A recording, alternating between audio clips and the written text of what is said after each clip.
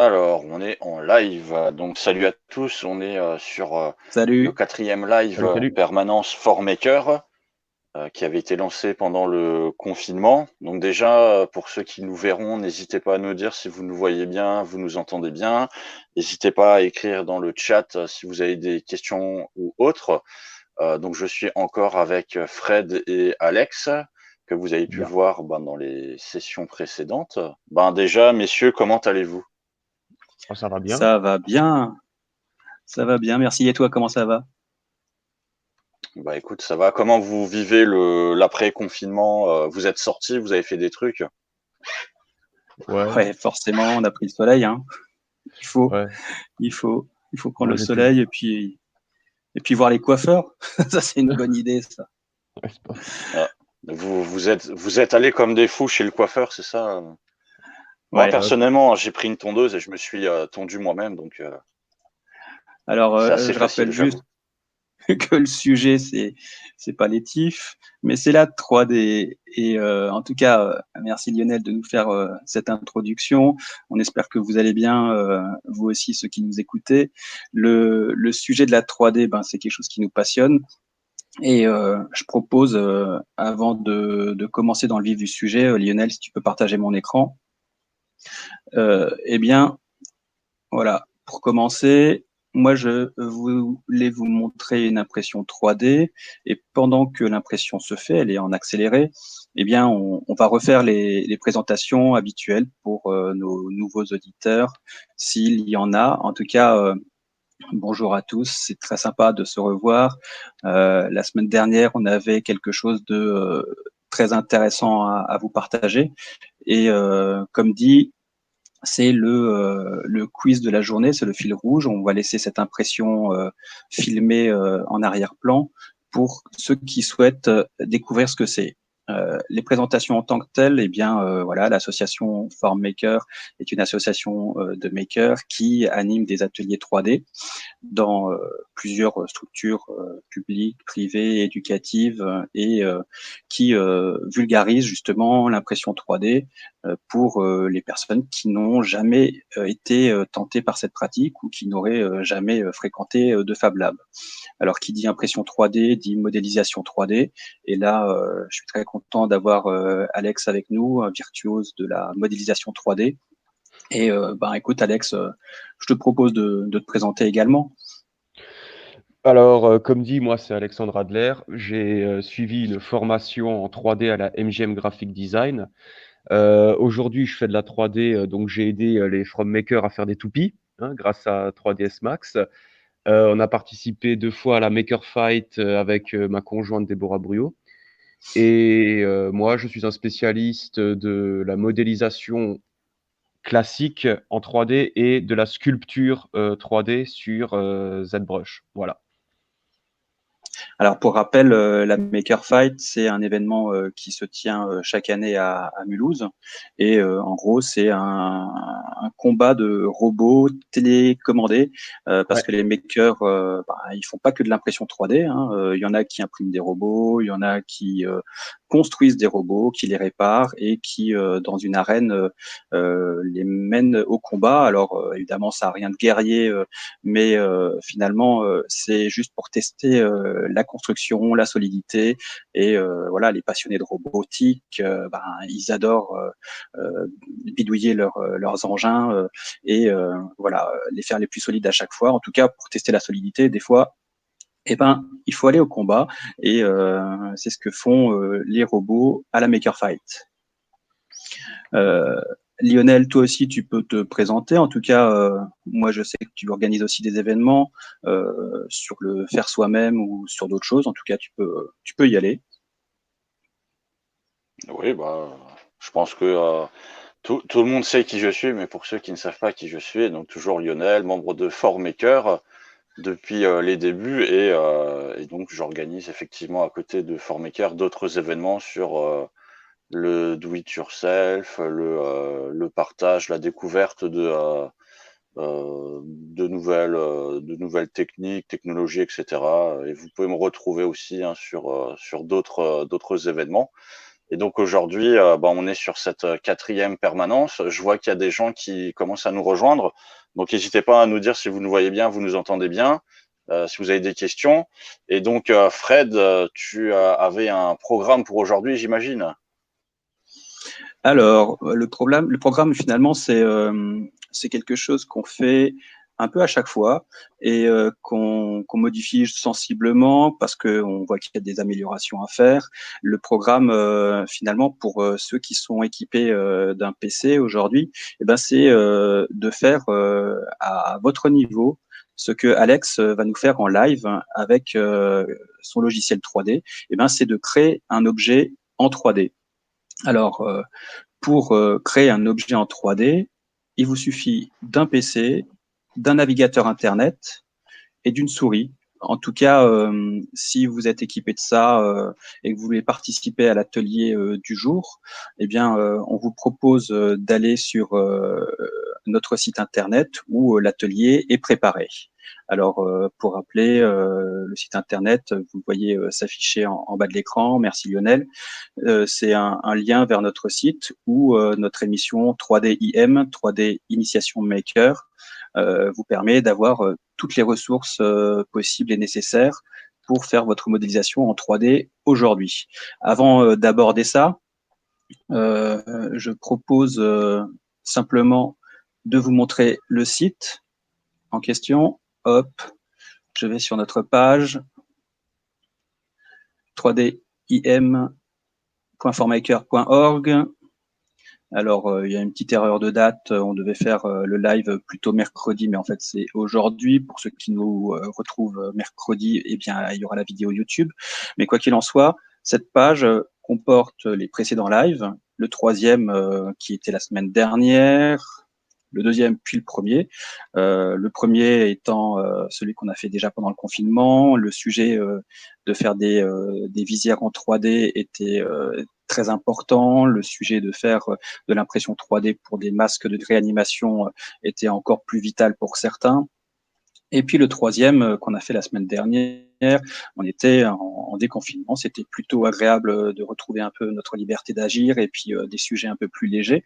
Et pour les sujets légers, on avait Alexandre qui nous a modélisé ce char. Vous pourrez cliquer dessus, vous le verrez en 3D et pendant l'heure du live de la 3e permanence, vous verrez de temps en temps Alexandre modéliser ce char et si je me souviens bien, aujourd'hui, il va le continuer. Avant de passer la parole à Alexandre, le site que vous voyez, donc 3dim.formaker.org, vous propose un atelier, l'atelier poterie. C'est très simple. Vous avez un lien qui s'appelle Atelier poterie sur votre ordinateur. Vous cliquez dessus, hop, et vous avez une sorte de fenêtre quadrillée à utiliser. La chose que je vous propose de modéliser, en tout cas pour ceux qui l'ont pas fait la semaine dernière, peuvent rattraper ça aujourd'hui, eh bien vous cliquez sur une des petites poteries qui est en image. Vous les voyez, elles ont des petits points rouges pour vous aider, pour vous guider à la modélisation. Vous enregistrez cette image sur le disque dur. Vous allez sur la page de l'atelier avec les papiers quadrillés et il y a quatre icônes. La première étant une manipulation, la deuxième pour dessiner, la troisième pour effacer, la quatrième pour chercher cette fameuse image de vase. Voilà. Il y en a 8. Le premier étant le plus facile pour vous aider. Je l'ouvre et je vous propose d'explorer, pendant que Alexandre va nous montrer sa modélisation en 3D, d'explorer ce petit logiciel qui n'est pas un logiciel, c'est juste un script Internet. Vous appuyez sur l'icône plus et vous cliquez, hop, avec la souris, sur les points rouges et vous avez un profil de poterie qu'on va mettre en 3D. Donc, voilà, pour revenir sur le sujet que Alexandre va nous proposer, eh bien justement, c'est ce super tank en 3D de l'univers de Warhammer 40 000, si je me souviens bien. Ouais, vous cliquez dessus et en tout cas, Alexandre nous a partagé le résultat d'1 heure de modélisation qu'il a fait la semaine dernière. Et je propose à Lionel de passer sur l'écran d'Alexandre pour aborder la suite. Ouais. Alors voilà, ouais, le tank. Alors, c'est une inspiration Warhammer 40 000, c'est vrai, hein, j'aime beaucoup l'univers 40 000 parce que tout est tellement démesuré dans ce genre dans cet univers, hein, les armures, comme tu avais dit, les personnages et tout. Et les tanks, c'est un peu pareil, quoi. Et alors, je vais pas le copier à 200%, comme j'ai dit, hein. Je vais vraiment m'en inspirer. Ça, c'est le truc des créateurs 3D, c'est qu'on n'est jamais vraiment obligé de correspondre à 200% à une image, hein. On peut un peu être plus fantaisiste, hein. C'est de l'art, c'est de Improvisé, la oui. ouais, ouais, c'est de l'art, hein, il y a pas de limite. Hem Et là, en fait, ce que je vais essayer de le finir aujourd'hui, alors j'espère y arriver. Donc là, je commence à installer les espèces de petites, meurtrières qu'ils ont, sur le côté. Je vais essayer de mettre les autres tourelles qu'ils ont aussi sur le côté, hein. Ils ont, le char, comme dit, il est blindé de tourelles, comme on peut voir, quoi. Ah ouais, effectivement, Ouais, il y a ouais. du boulot. Il y a les 2 gros canons ici, les mitrailleuses sur le côté, je crois que c'est des lance-flammes ici et devant il y a une petite mitrailleuse aussi et on voit même encore un soldat, au-dessus avec encore un petit truc Mhm. antipersonnel, quoi. Mhm. Ouais, bah, ils savent se défendre en tout cas. Ah oui, ça c'est Tu c'est sais que sûr, dans ça. un JDR Warhammer 40 000, j'ai un personnage qui peut conduire ce genre de char. Oh purée! Waouh! Alors, Bon ça moi, je connais pas du tout cet univers, mais apparemment, il y a beaucoup de choses à dire dessus, ça c'est sûr. En tout cas, vous voyez que la 3D, c'est un sujet passionnant qui permet bah, de s'approprier des créations d'univers fantaisistes ou guerriers ou celui qui vous plaît. Hein, l'univers de la déco pour faire des poteries, eh bien, c'est celui que j'ai trouvé le plus accessible pour les personnes qui veulent s'initier à la 3D facilement. En tout cas, bah, une fois que vous avez la 3D dans le sang, j'ai envie de dire, et que vous avez fait des études comme Alexandre, bah, vous arrivez à faire ce genre de modélisation qui ont une portée assez assez géniale. Ben, c'est quelque chose qui peut vous faire rêver, c'est quelque chose qui peut vous faire créer des choses en 3D et voilà, ben, la modélisation comme la sculpture, ben, c'est une sorte de pratique qui vous amène à vous dire mais qu'est-ce que je peux bien faire comme modélisation chez moi qui utilise la 3D. Et ben, l'autre jour, j'avais croisé une personne qui s'est dit mais mince, moi j'ai une petite pièce plastique à réparer. Alors, bah justement, pour vous montrer ce qui est à réparer, par exemple, en tout cas, Lionel, si tu veux juste passer sur mon écran, eh bien, l'idée, au final, c'est, voilà, je vois quelqu'un qui a cassé un bouton de sa table de console, sa console de mixage, ou je sais pas comment on appelle ça, un mélangeur, voilà. Et au lieu de racheter toute la console, il a décidé de se dire, bah, est-ce que l'impression 3D pourrait pas m'aider? Eh bien, la première chose à faire quand on pense à l'impression 3D, eh bien, c'est de se dire, qu'est-ce que je dois réparer? Est-ce qu'il n'y a pas quelqu'un sur Internet qui a déjà modélisé la chose, en tout cas en 3D, parce que modéliser, c'est presque un métier, ça peut être une passion. En tout cas, on s'y met pas très très rapidement. Euh, Nous, on vous propose justement un atelier pour découvrir comment modéliser en 3D avec des logiciels gratuits open source.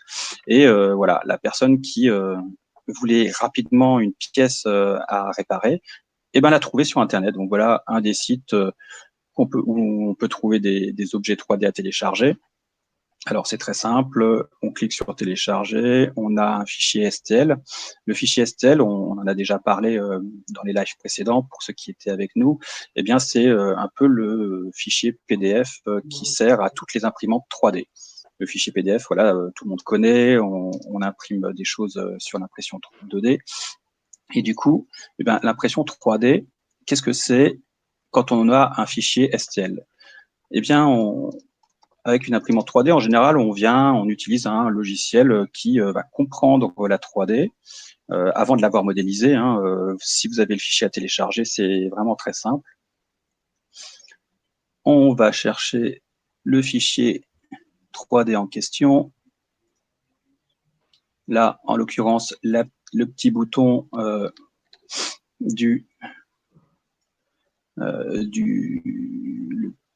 de la console. Hop. Voilà, j'ai un dossier. Si je me souviens bien. Alors là, je me perds un petit peu dans mes modèles récents. Voilà, sliders. Voilà. J'ai ce petit bouton qui arrive, eh bien, en 3D, ce bouton-là à réparer. Je le cherche, il est là, sur ma plateforme. Le cube bleu correspond finalement au volume de mon imprimante 3D. Souvent, quand on télécharge un fichier STL, on ne sait pas comment ça a été modélisé. Là, on dirait que ça a été modélisé de bas en haut, de haut en bas, plutôt l'inverse. Donc, j'ai des manipulations simples à faire pour préparer l'impression 3D. Hop. La rotation, eh ben, vous voyez 3 cercles sur lesquels je peux agir. Je tourne à 180 degrés et hop, eh ben, mon bouton, il est déjà en place. Ce que je voulais vous montrer, c'est que ce logiciel qui permet de faire des manipulations très simples, on n'est pas encore dans la modélisation 3D, mais c'est simplement placer l'objet en question sur le plateau de l'imprimante.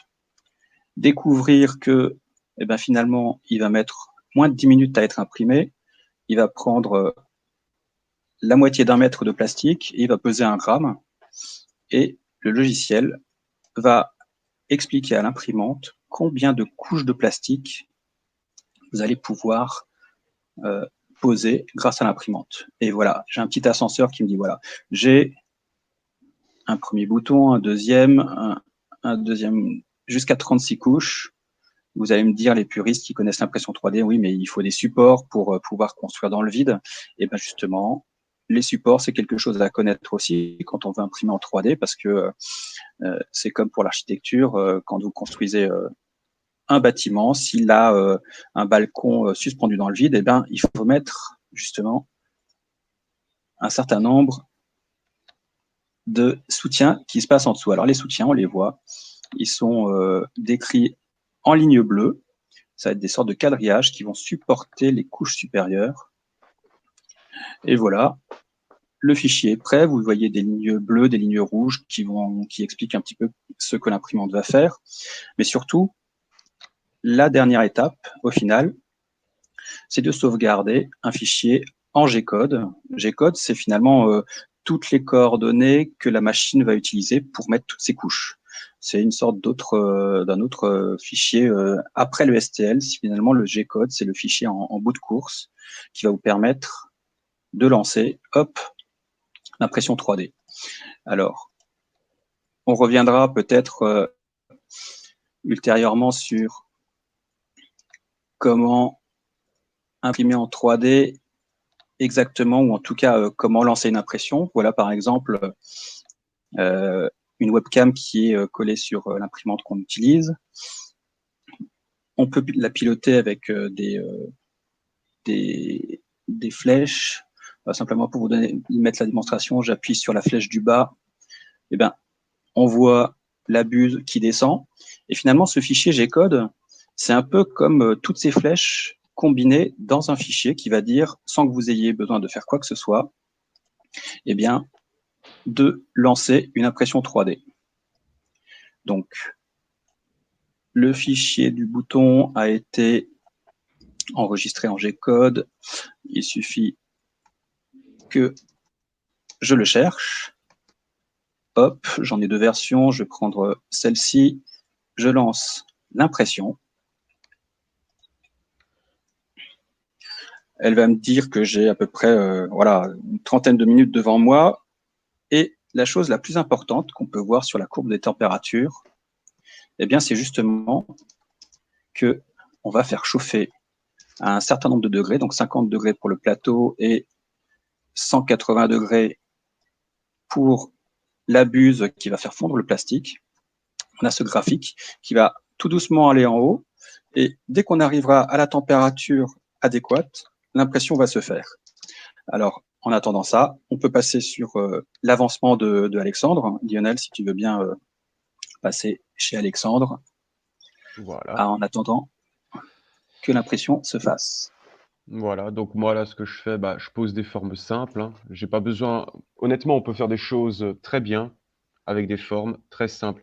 C'est justement la référence que j'avais montrée la semaine dernière d'un jeu qui s'appelle Planetary Annihilation, qui, les gars, en fait, ils ont juste fait quelque chose de très basique, c'est très cubique, c'est très anguleux, des couleurs en aplat, rien de plus.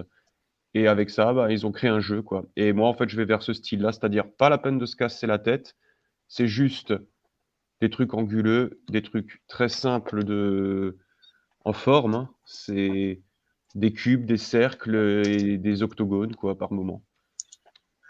C'est assez intéressant parce que il se trouve que quand on commence à modéliser en 3D, qu'on veut faire des choses très grandes et très complexes, on commence à avoir l'esprit de simplification. Et c'est bien simple, hein, c'est le cas de le dire, c'est que pour arriver à une somme de petites choses simples qui donnent un objet très, très abouti comme ce tank, c'est vrai qu'il faut partir sur des formes de base et finalement manipuler un cube, manipuler un cercle, manipuler un octogone, c'est les bonnes pratiques qu'on trouve justement dans la modélisation 3D. Et une fois qu'on s'est mis à la modélisation 3D, on regarde plus les objets de la même manière. C'est comme Ah non. si on les décomposait dans sa tête en se disant oh bah tiens finalement ce vase, cette table, cette table, c'est pas 4 cubes pour les pieds, mais c'est 4 cubes qu'on va allonger pour faire la hauteur de la table. Et C'est ça. finalement, le plateau de la table, c'est presque un cube, mais finalement, on l'a tellement étiré qu'il devient comme un plateau.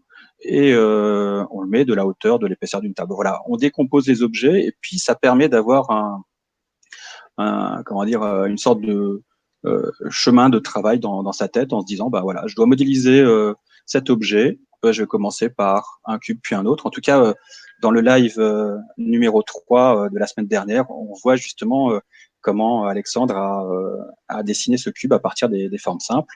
Et là, il continue. Voilà, donc c'est des petites touches simples l'une sur l'autre qui vont faire que l'objet devient plus complexe et plus abouti.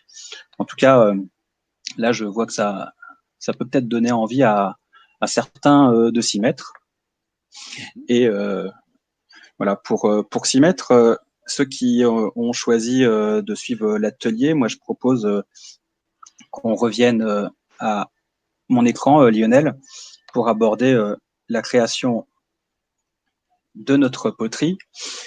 Donc, ceux qui ont pu cliquer sur le site 3dim.formaker.org trouvent le lien Atelier Poterie, on clique dessus, on voit des vases qu'on enregistre sur son disque dur, on récupère le vase en ouvrant le fichier. C'est des fichiers qui sont préparés, mais finalement, si vous voulez modéliser autre chose, il suffit d'importer un fichier que vous avez sur votre disque dur, voilà, dans ce petit script qui permet de créer des profils.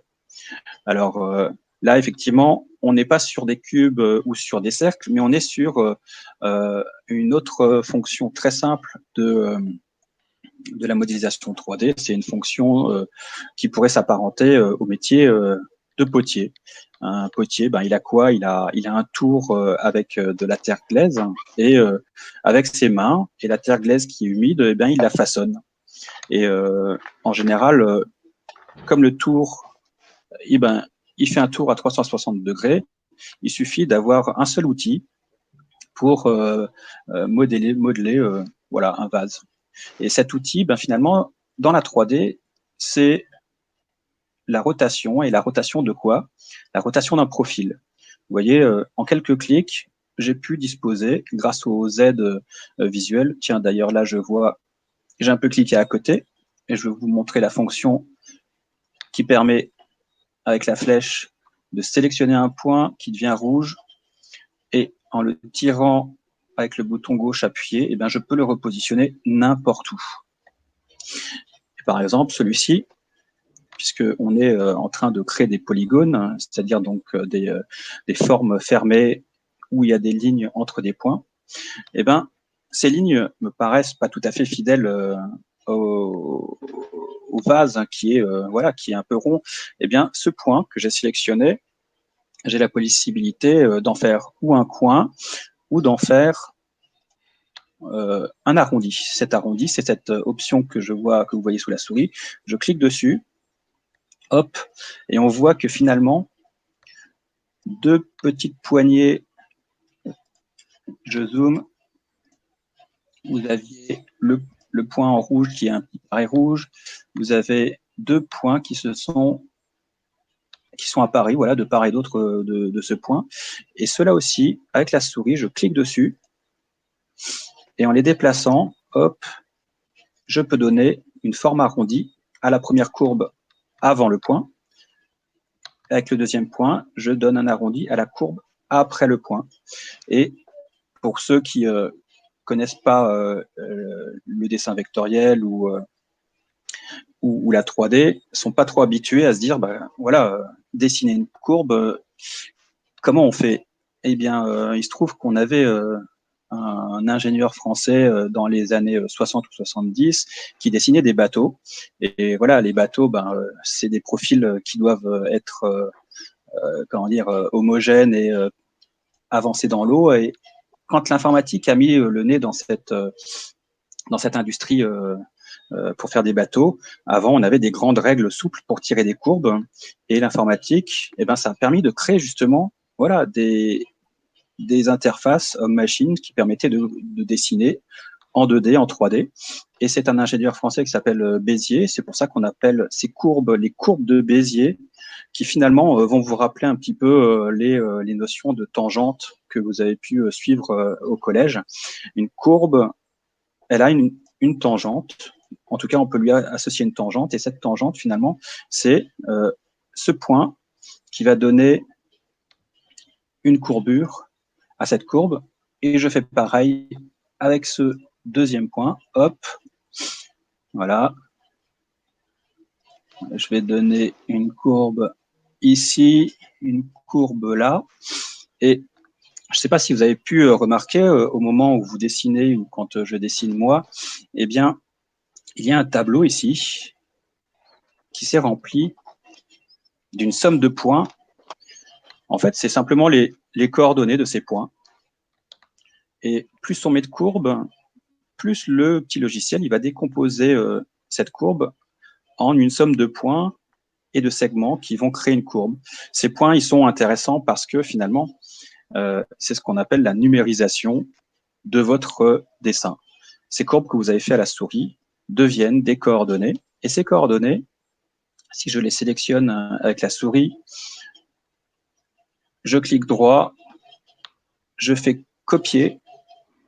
Et attention, effectivement, quand on fait un copier-coller, il faut le coller au bon endroit. Et ce bon endroit, eh bien, c'est un logiciel 3D que je vous propose aussi d'utiliser, qui est open source.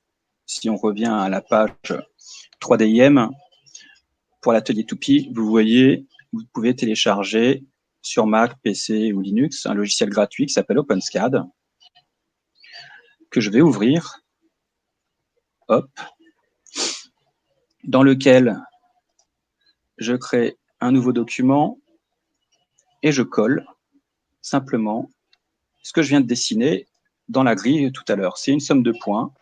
Si j'appuie sur le bouton rendu, pof, eh ben, on voit déjà en 3D mon profil que j'ai modélisé tout à l'heure avec des lignes très simples. Et maintenant, si je lui rajoute une simple fonction, comme sur ce fichier-là, c'est la fonction rotate extrude. Alors, c'est des mots en anglais, hein, comme la plupart des langages informatiques. C'est-à-dire, ben, en fait, je vais donner une épaisseur, c'est-à-dire l'extrusion, mais cette épaisseur, eh bien, je vais la faire tourner autour d'un axe et je vais la faire tourner 200 fois. Et je vais faire tourner 200 fois, hop, tous ces points que j'ai dessinés tout à l'heure. Et qu'est-ce qu'on a? Voilà. Là, on a un vase dessiné avec l'outil que je vous ai montré.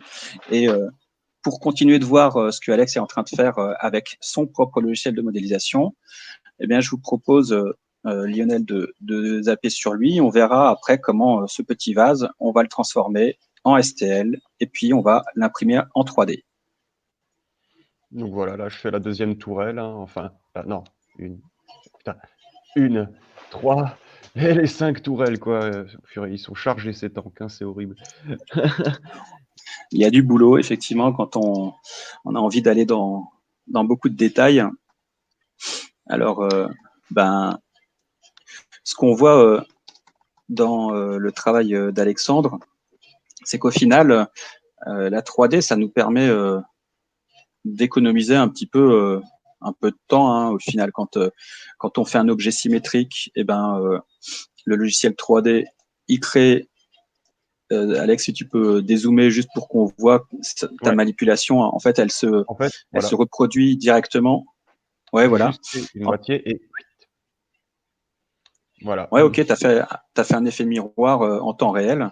C'est-à-dire que chaque fois que tu modifies un objet à droite, eh ben, il se répercute directement en symétrique à gauche. Ouais. En gros, ben voilà, c'est la puissance de la 3D et de l'informatique que de nous permettre de faire des choses plus rapidement. Hein. Si on prend l'exemple du vase, eh ben, on va pas dessiner tout le vase en 3D parce que bon, quand on connaît pas la 3D, on a un peu du mal à se dire wow, c'est compliqué. Eh ben, comme on le disait au début de ce live, faire de la 3D, c'est simplifier les objets, se simplifier le travail. Et surtout se dire ben voilà, ces fonctions informatiques comme pour le vase, la poterie, eh ben c'est une fonction qui va simplement prendre un profil et le faire tourner autour d'un axe.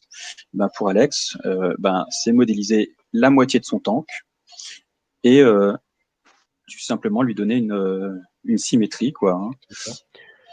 En fait, l'exemple le plus concret qu'on peut avoir en termes de simplification d'objets, c'est par exemple la tête d'un corps humain, en fait. Hein.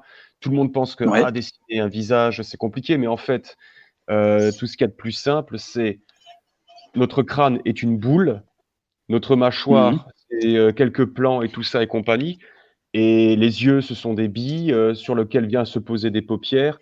Même le nez, hein, ça peut être des formes très simples et la bouche aussi.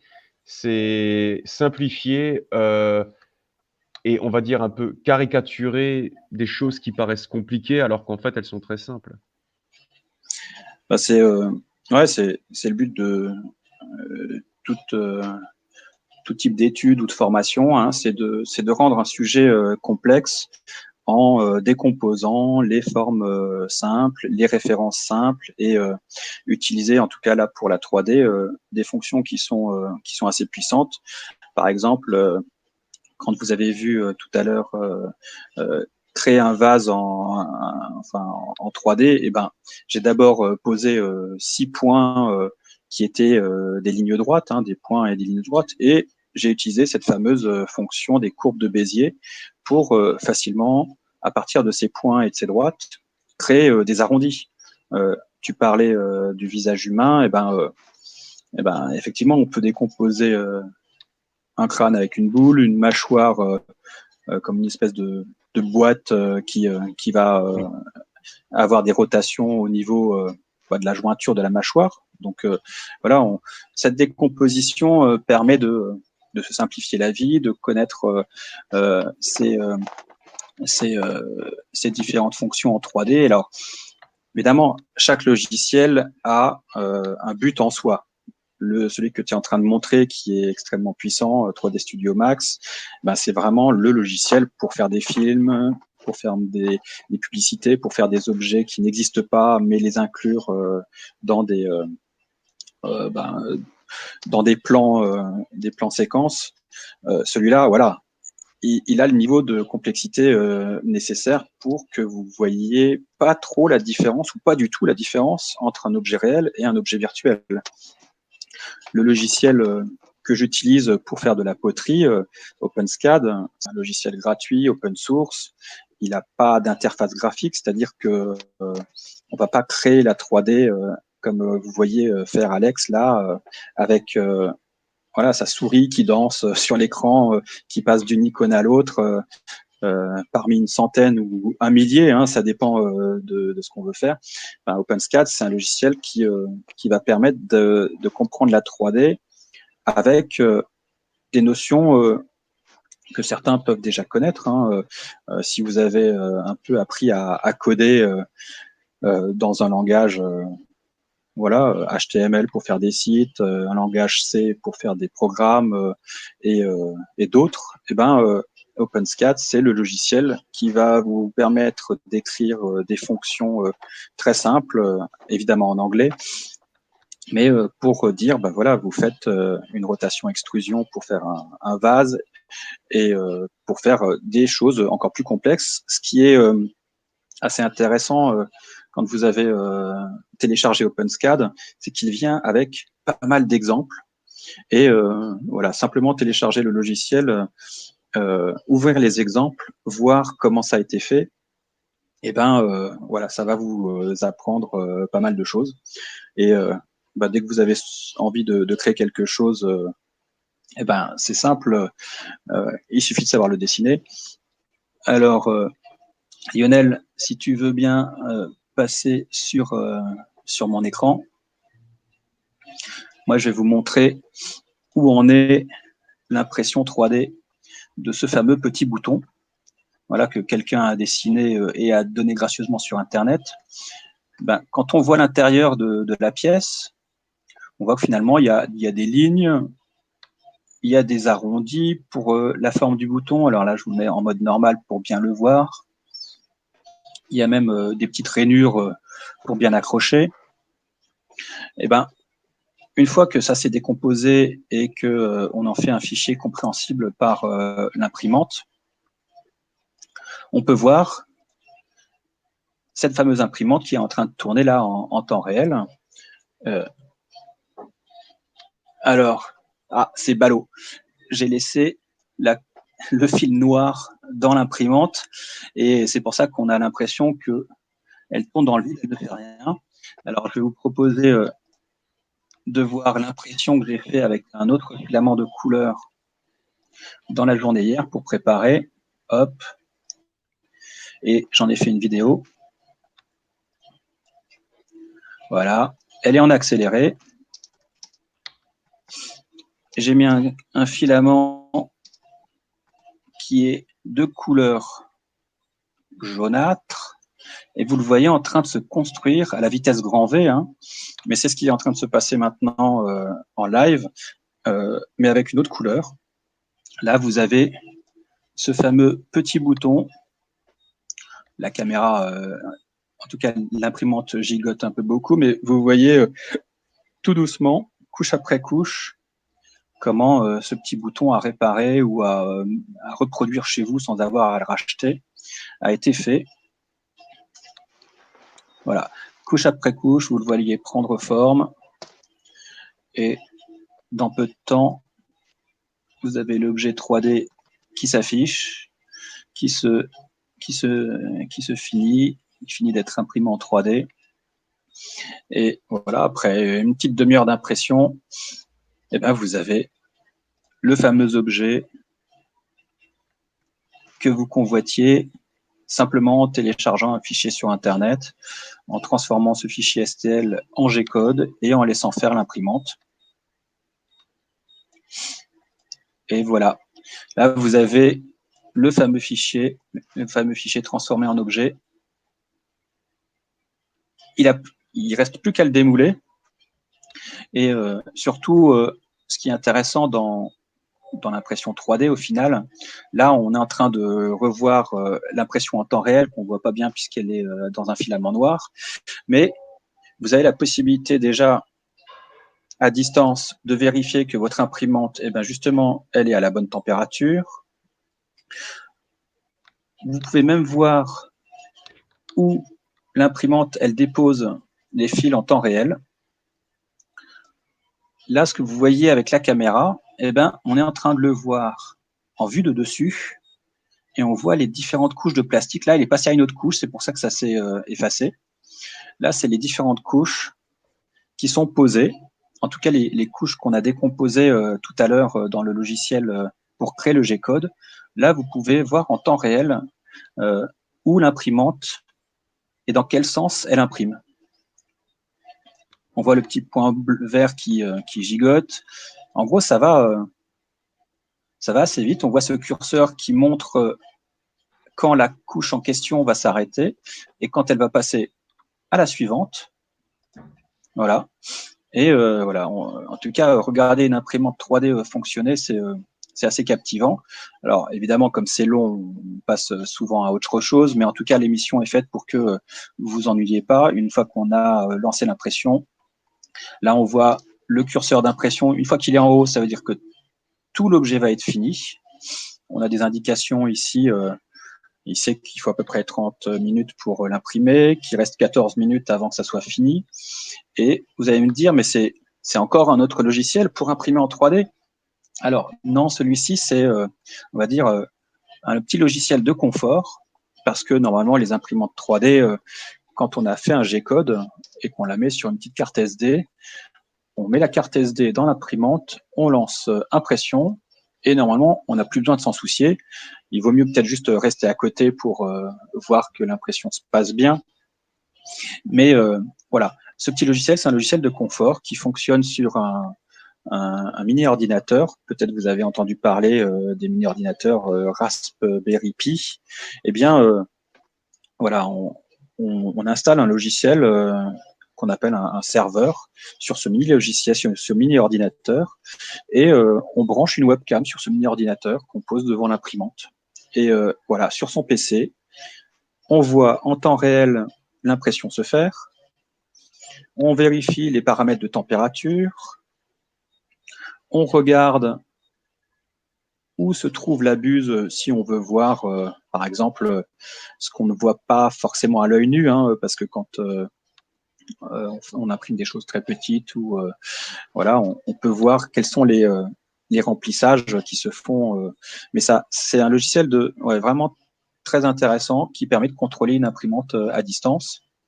Et on a même la possibilité d'en faire des petites vidéos, ce que je vous montre de temps à autre. Voilà, ça c'est tous les fichiers vidéo qu'on a enregistrés des dernières impressions. Et en gros, voilà, on a bout à bout des petites choses simples, des petits logiciels à maîtriser si on est curieux pour arriver de ce dessin à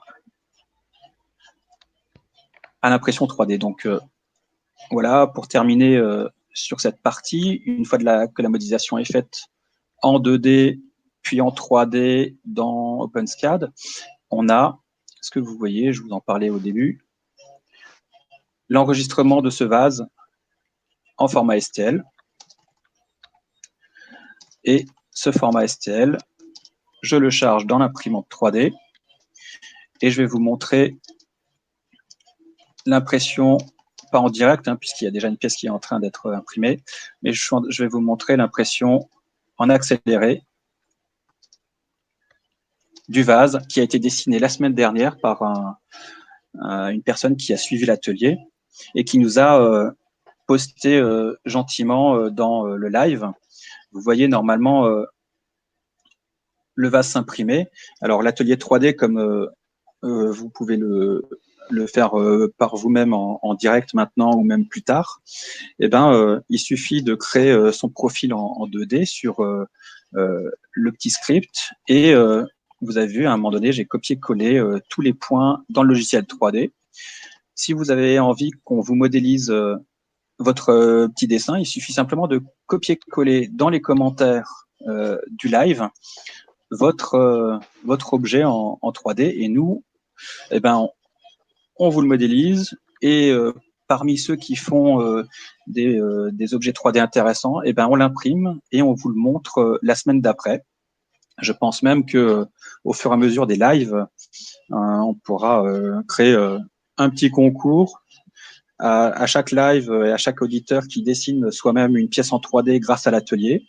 Eh ben, on l'imprime et il peut retrouver son impression 3D dans notre local qui sera certainement ouvert à partir du mois de juin, et il pourra l'emmener chez lui s'il vient nous voir. Alors, pour rappel, hein, l'association Formmaker a une permanence live maintenant sur les réseaux toutes les semaines, mais en vrai, nous nous trouvons dans un quartier de Strasbourg qui ressemble à ça. Ça s'appelle l'Amide. C'est un endroit, c'est un hôtel d'association, comme on peut trouver des hôtels d'entreprise ou des pépinières d'entreprise. Nous, c'est une pépinière d'association qui est au service du quartier Ménonnehof pour permettre aux gens du quartier de suivre chez nous, par exemple, de l'impression 3D, dans d'autres, de faire de l'insertion professionnelle, de trouver des réponses sur des besoins du quotidien. En tout cas, on se trouve justement dans le quartier Ménonnehof. L'adresse, c'est, vous le retrouvez sur notre site, hein, c'est 19 allée Jacqueline Auriol, 67 100 Strasbourg.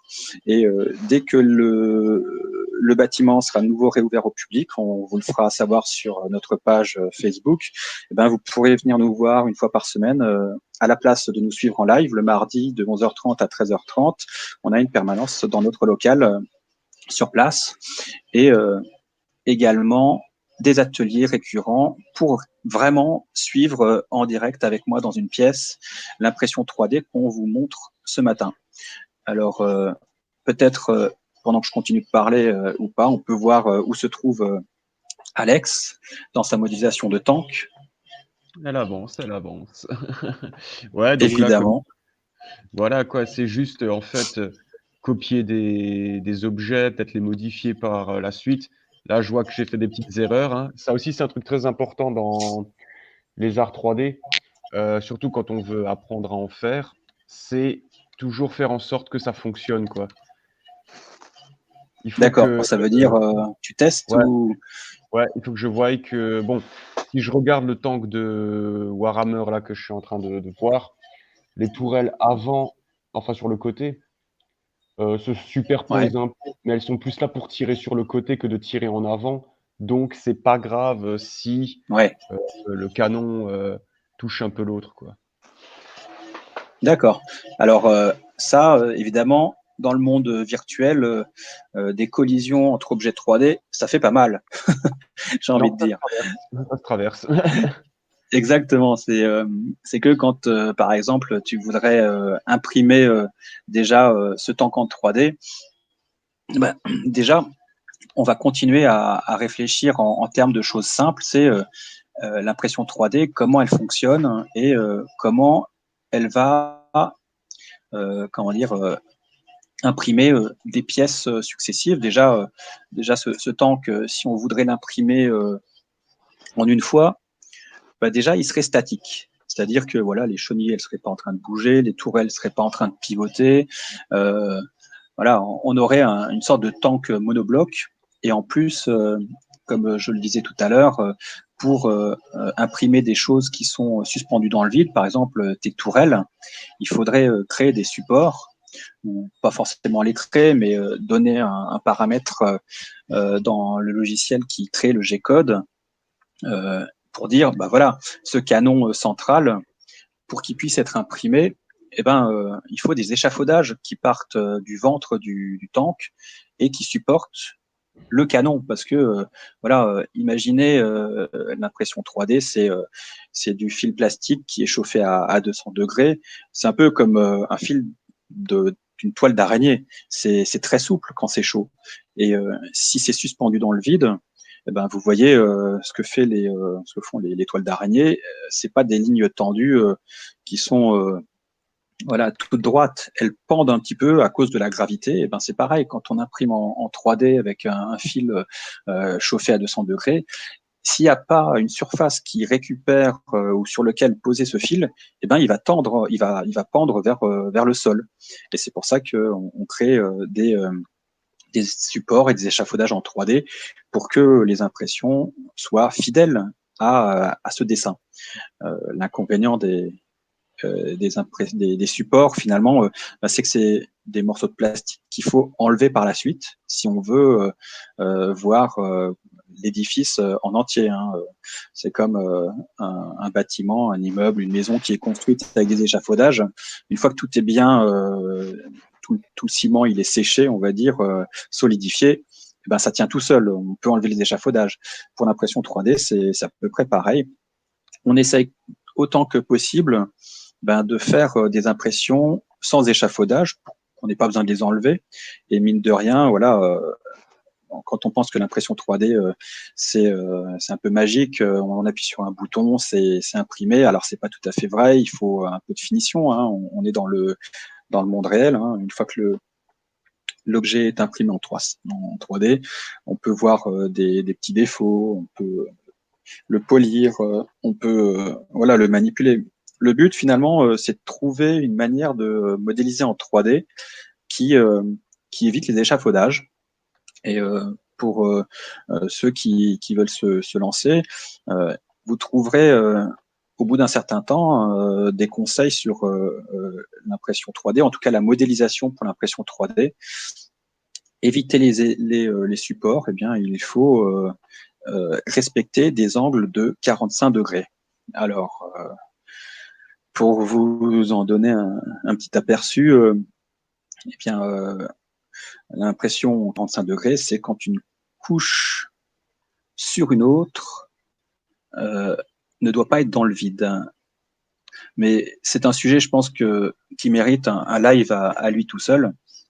Et moi, je vous propose d'avoir ce sujet comme peut-être le sujet sur le Raspberry Pi dans un autre live qui parlera de choses encore plus précises sur la 3D. Est-ce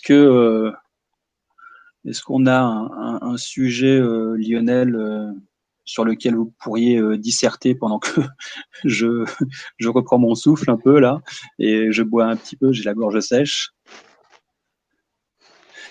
Lionel, par exemple. Oui, je sais pas si tu veux qu'on parle de Warhammer 40 000 avec Alex.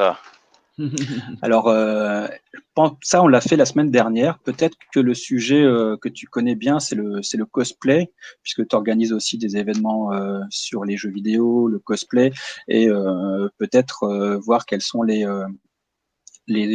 possibilités d'impression 3D dans ces sujets-là, ou alors de parler simplement de ces sujets. Mm-hmm. Oui, dans le domaine du cosplay, il y a de plus en plus de personnes qui utilisent justement l'impression 3D pour leurs costumes. Donc le cosplay, hein, c'est le fait de se costumer en personnage de manga, de bande dessinée, de films, etc. Hein. Donc effectivement, sur certaines parties, par exemple, il y a des gens qui font des cosplays d'Iron Man, pour ceux qui connaissent, ou des cosplays de Mario et autres. Et donc pour certains personnages, c'est vrai que voilà, les gens font de l'impression 3D pour pouvoir fabriquer des pièces qui sont assez complexes à créer à la couture ou autre. Donc c'est quelque chose qui est en train de se développer. Que dire de plus sur le cosplay Est-ce que tu veux qu'on parle de comment est né le cosplay ou Bah ouais, vas-y, fais-toi plaisir. Tu fais du cosplay, Alex, ou pas, toi? Ou t'es juste dans... Alors, j'ai un seul cosplay, en fait, que j'ai fait quand j'étais encore tout adolescent. J'étais très fan de Naruto et j'aimais beaucoup la tenue d'Akatsuki. Et je savais qu'on pouvait l'acheter sur le marché, mais je Ouais. trouvais qu'elle était vraiment, entre guillemets, je trouvais que c'était Cher. bancal, quoi. Cher et bancal, en fait. Je Ouais. trouvais que la tenue ne respectait pas vraiment le manga et tout au niveau des finitions. Et ma marraine, qui était couturière, en fait, je lui ai demandé si ensemble on pouvait pas créer cette tenue, quoi. Et donc on a créé la tenue d'Akatsuki tous les deux. Et donc des fois quand je vais à des conventions, je porte cette tenue, quoi, avec le bandeau frontal de Itachi Uchiwa. J'allais dire que tu te déguisais effectivement en Itachi, c'est ce qui me semblait le plus probable. Alors, Euh, si je pouvais le faire, si je Mais pouvais le ne faire, t'inquiète pas, hein, Itachi dans l'Akatsuki, c'est toujours lui que les gens y choisissent, hein. bah, disons que si je pouvais le faire, mais je ne sais pas comment le faire, si je pouvais le faire, je ferais plutôt un cosplay de Nagato Pain, en fait. Ouais, Le problème, c'est les ouais, Rinnegan. effectivement, c'est lui le plus stylé, hein, mais C'est surtout le plus cheaté, voilà. hein. Donc pour ceux qui ne connaissent pas, là, bon, le cosplay de l'Akatsuki, c'est quand même assez simple, je pense, hein. C'est une espèce de grosse Oui, veste noire ouais, avec le symbole dans le dos. Et après, ben, vous pouvez mettre, je pense, les tenues un peu habituelles, l'espèce de sandales où il y a les doigts de pied qui ressortent. ouais. Enfin, la Un tenue pantalon qui vous colle bien au corps. En fait, la tenue d'Akatsuki, c'est vraiment une veste noire ornée de nuages rouges. Il y en avait un sur le poitrail, deux sur chaque côté, enfin un sur chaque côté, à droite et à gauche de la veste, et encore un gros derrière, je crois. Et généralement, ils portent tous un pantalon style un peu jogging, et ils ont les Hmm. sandales qui sortent des chaussettes en fait. Et généralement, ils portent tous du vernis à ongles en fonction du binôme, et ils ont une bague, chacun à un doigt, qui représente un symbole et tout, et leur ordre dans On ne l'organisation. spoilera pas l'histoire des bagues aussi, puisqu'il y a un truc derrière. Oui, ah oui. Voilà, donc effectivement, le cosplay, ben, c'est effectivement aussi un univers dans lequel l'impression 3D est en train de se développer, hein. Après, il y a, comme dit, c'est vrai qu'il y a les cosplays, on va dire, un peu plus traditionnels, comme ce que tu viens de dire, donc ce qui est principalement du textile. Et ensuite, vous avez des cosplays un peu plus poussés, comme le Iron Man, pour ceux qui connaissent les Gundam, où des Oh gens purée, ouais. fabriquent vraiment en impression 3D. Ils vont fabriquer les jambes, les bras, le torse, etc. Ils vont fabriquer un espèce de gros robot de 2 mètres et ensuite ils se mettent dedans.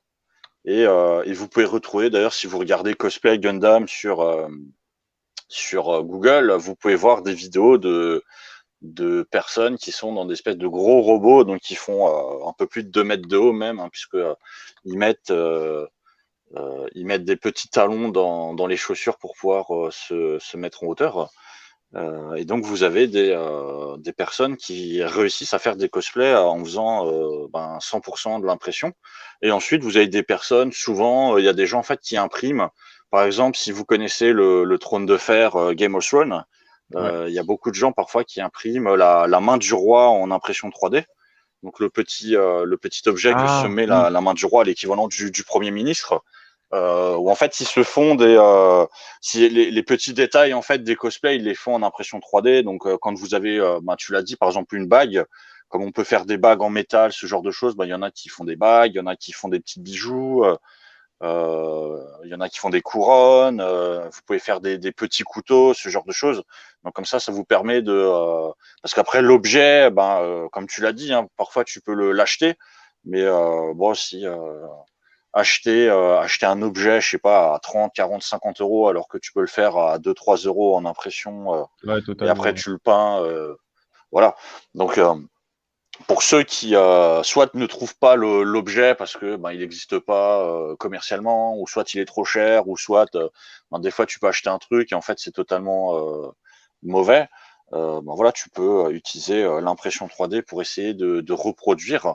C'est ce qu'on a dit dans les lives, hein, c'est exactement la même chose que quand tu as une pièce je sais pas, de machine qui est cassée, que tu vas essayer de reproduire la pièce chez toi pour pouvoir la mettre dans ta machine et réparer ta machine parce qu'elle est commercialement, elle n'existe pas ou elle est trop chère.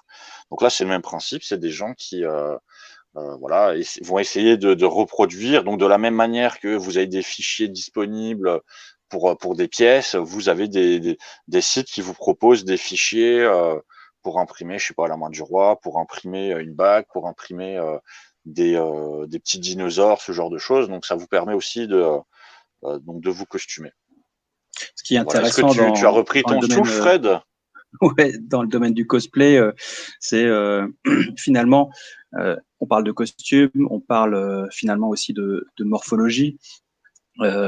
on a toujours l'image, peut-être, en tout cas moi, des armures, par exemple, de Stormtroopers dans l'univers de Star Wars, où on a une armée de clones qui se ressemblent tous, mais ça n'existe pas encore. Chaque cosplayer, il a une taille différente, il a un tour de tête différent, il a voilà des morphologies bien différentes, et du coup l'impression 3D prend tout son sens quand il s'agit de créer des pièces uniques.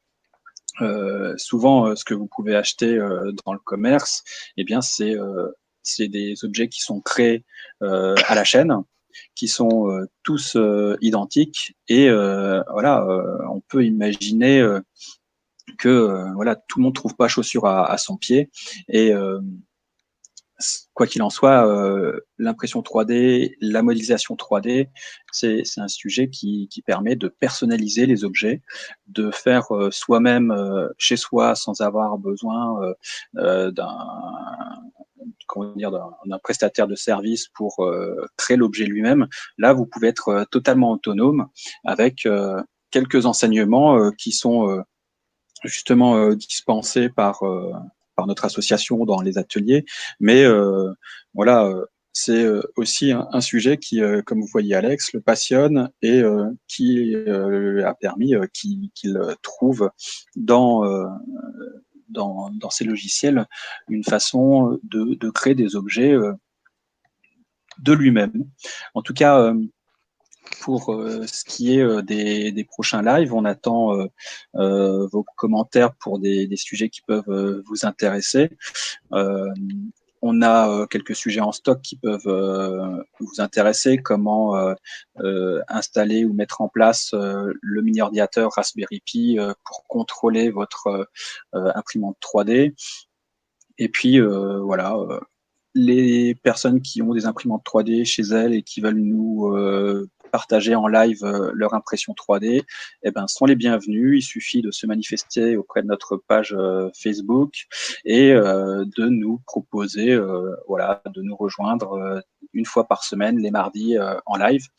Et du coup, ce que Alex est en train de modéliser à présent, vous pourrez également le retrouver à différents niveaux de finition partagés sur Internet, et ça montrera sa capacité de modéliser qui, en tout cas, on le voit bien, il peut modéliser comme il respire, ça devient une seconde nature au bout d'un certain temps. Et comme pour tout, il faut commencer petit avec les logiciels qu'on vous propose qui sont en open source. Alors, il n'y en a pas un, il n'y en a pas deux, il y en a peut-être une dizaine. Et en tout cas, votre volonté d'apprendre la 3D, il vous faut un sujet passionnant. Alors, vous avez évidemment tout le loisir de trouver des sujets passionnants autour de vous. Vous pouvez les partager sur notre page ou en commentaire dans le live. Et je pense qu'on arrive à la fin du live.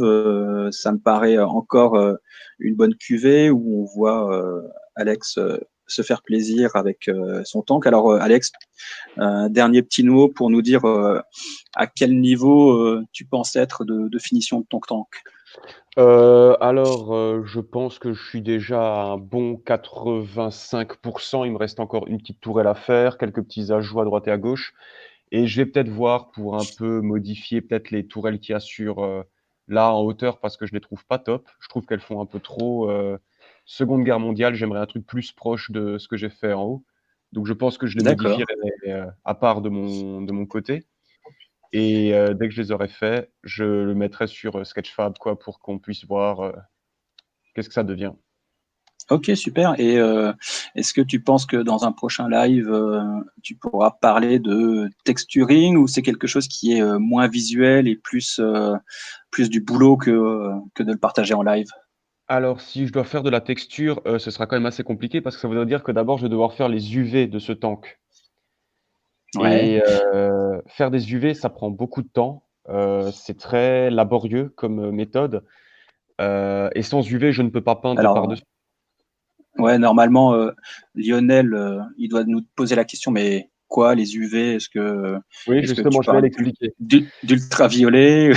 Mais quoi, les UV? Qu'est-ce qu'il y a avec les UV? Bah, Non, en c'est fait, bien. En tout cas, ce sera le c'est ce qu'on sujet. appelle des UVW. En fait, je peux faire une petite démo vite fait, bien fait, avec un travail Alors que peut-être j'ai. que ce sera le sujet, le mot de la fin. Le texturing, voilà, c'est quelque chose Alors, je fais. qui est proche de la peinture. On était dans la sculpture pour faire des objets 3D.